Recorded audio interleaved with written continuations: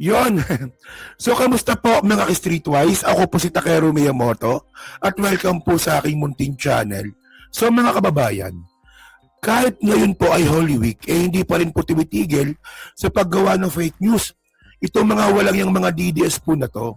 At ngayon po, no, ang target nila ngayon ay si Yusek Claire Castro. At ang malupit dito, no, talagang ang plano nila ay sirain po ang pamilya ni Yusek Claire Castro. So pag-usapan ngayon natin to, no? So ang pasimuno po nito, yan, yung doktor daw, no, si Badoy, si Lorraine Badoy.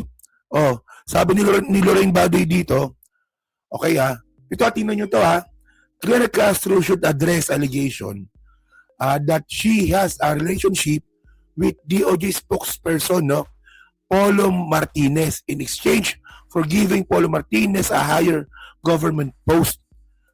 Reprehensible and dangerous if true. Ayan na naman to. Oo.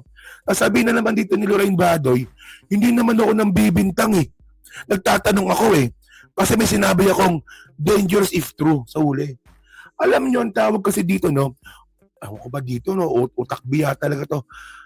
Ang tawag kasi dito, insinuation. Di ba? Hindi ka nang bibintang, pero nagbibigay ka ng mali siya sa tanong mo. Kasi ang point dito, sige.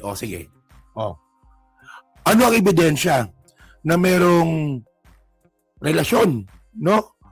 Actually, marital affairs ito, di ba? Kabit. Ito si Yusek Claire Castro at saka si Polo Martinez. Anong ebidensya? No? Sinong witness? Anong reference? Di ba?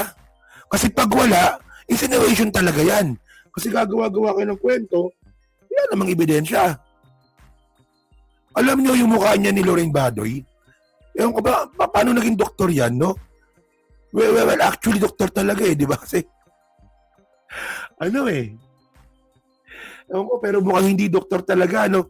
Alam nyo yung mukha ni Lorraine Badoy? Ito yung mukha na, sabayan nyo, no? Ito yung mukha na wala pang ginagawa sa'yo. Mabibisit ka na. Hindi nga, mobile muna tayo. Di ba? Tira mo naman yung mukha na yan. Ito yung yung kismosa sa palengke. Di ba? So ngayon, ang ebidensya nila, picture, ito ata ebidensya nila Picture So, pakababaw naman talaga, Diyos ko na yan. Pakababaw, ewan ko ba, no? Well, mga kababayan, no, itong si Lorraine Badoy, ako nagulat talaga ako, no, kasi doktor pala talaga ito, physician. Kasi po last year po ito, no, last year to 2025 to Last year po kasi mga ka-Streetwise, no, meron palang nagpetisyon sa PRC ata siguro to, no, health workers move to revoke Red Tiger Badoy's per physician license. Okay. So, ibig sabihin mga kababayan, physician pala talaga si Lorraine Badoy. Oo. So, ano na nangyari sa kaso nito? Anong nangyari sa petition dito? Sabi dito, no? The Alliance of Health Workers went to the Philippine Regulation Commission, so sa PRC nga, no, to formally file their joint position paper that is praying for the revocation of Lorraine Badoy's physician certificate of registration. So, ewan ko ba, no?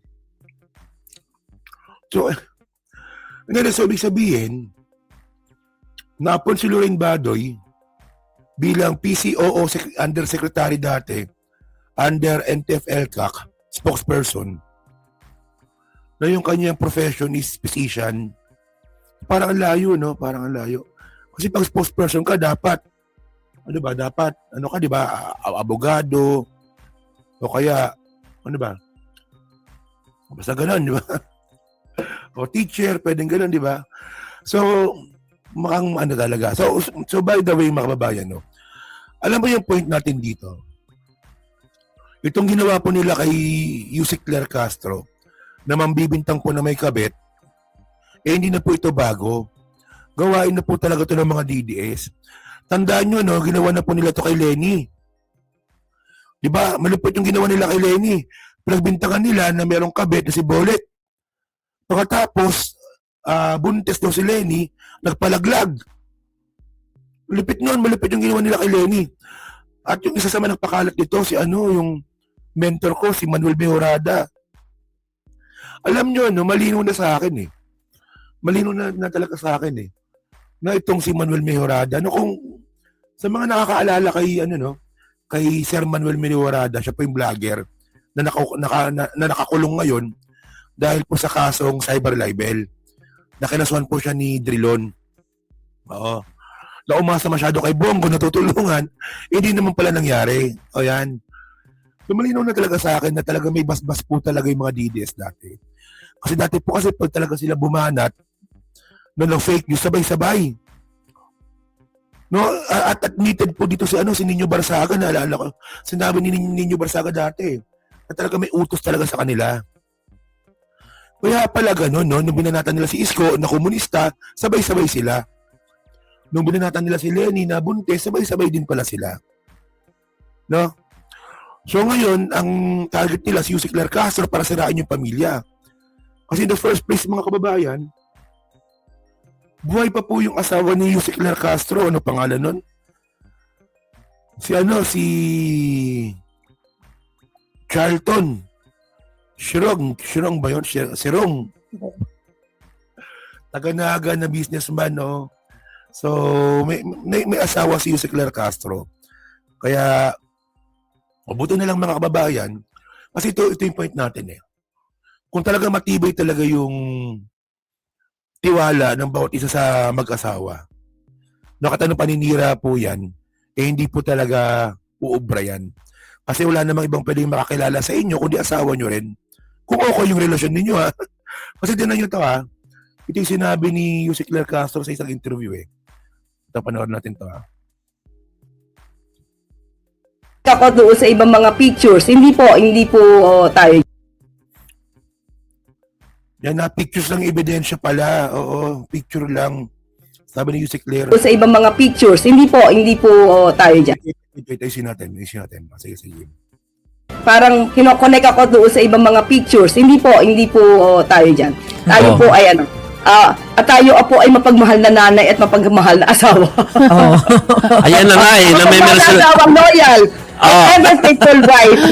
Yeah. PBBM, Yusek. At parang nabasa ko yung blind item na yan. Kaya nga, Yusek eh. Nagulat din naman ako. Actually, tinawanan po yun ni First Lady. Ako din po nagulat ako, my gosh. Yung nga pala, no? Isang beses din pala, naalala ko. Pati pala si PBBM, na-chismis dito kay Yusek Lar Castro. Loko-loko talaga itong mga DDS na to, no? Saka, wala po tayong condominium.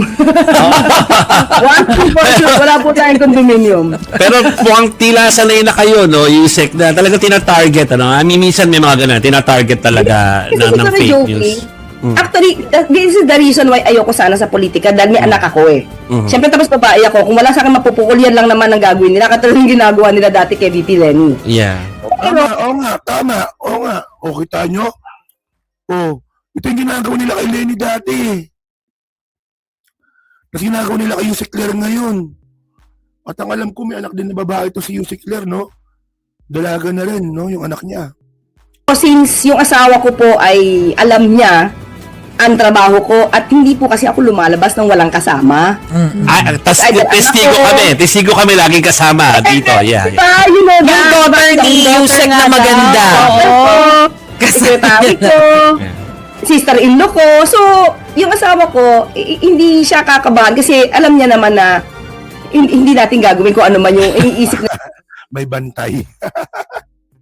In short, may bantay. Mga nonsense. Joke lang nga, joke. Pupuko nila sa akin na. Yeah. Thank you for answering that. Yusek, na hindi ko na kailangan tumbukin. Pero thank you for answering Yusek, that. isa na lang witness naman kayo na hindi ako sumalakad ng walang kasama. Yes. So yon, di ba? So ewan ko ba, no? So hindi ko talaga alam, no?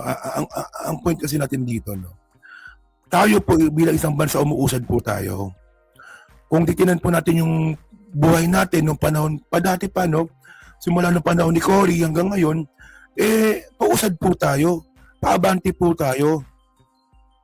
Yun nga lang, talagang medyo umuurong tayo ngayon dahil po sa mga kultura ng mga DDS. Tingnan ninyo ha, sa mga DDS, okay lang yung fake news. Pag sila na fake newsan, nag-move on lang sila. Hindi po gawa ng isang na normal na tao yun. Tanga po tawag doon. Di ba? Oh.